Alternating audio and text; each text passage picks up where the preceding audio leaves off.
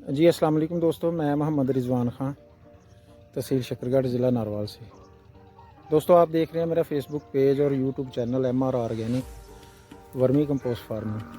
तो दोस्तों मैं अपने दोस्तों को ये बताता जाऊँ कि मैं ना अपनी काश्तकारी जो है ना, वो वर्मी कंपोस्ट के रिलेटेड जो केचुआ खाद है, गंडोला खाद है, जिसे पूरी दुनिया में ब्लैक गोल्ड कहा जाता है, उसके प्रैक्टिकल दोस्तों के साथ शेयर करता रहता हूँ।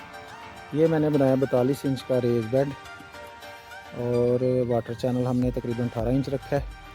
तो इस पे हम हाई डेंसिटी पे प्याज लगा रहे हैं 4 बाई 4 पे।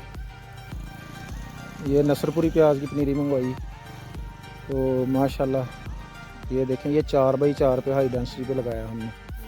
ठीक है दोस्तों, ये रूला है हमने बनाया हुआ, 4 बाई 4 पे निशान लगाता है और ये निशान लगे हुए माशाल्लाह, और ये मार्कर लगा देता है और ये बच्चे लगा रहे हैं इस पे प्याज। दोस्तों वीडियो अगर अच्छी लगी है तो चैनल को सब्सक्राइब करें। अपना और अपने पैरों का बहुत सा ख्याल रखें। अल्लाह आपका मेरा हामी नासर हो। किसान जिंदाबाद, पाकिस्तान पाइंदाबाद।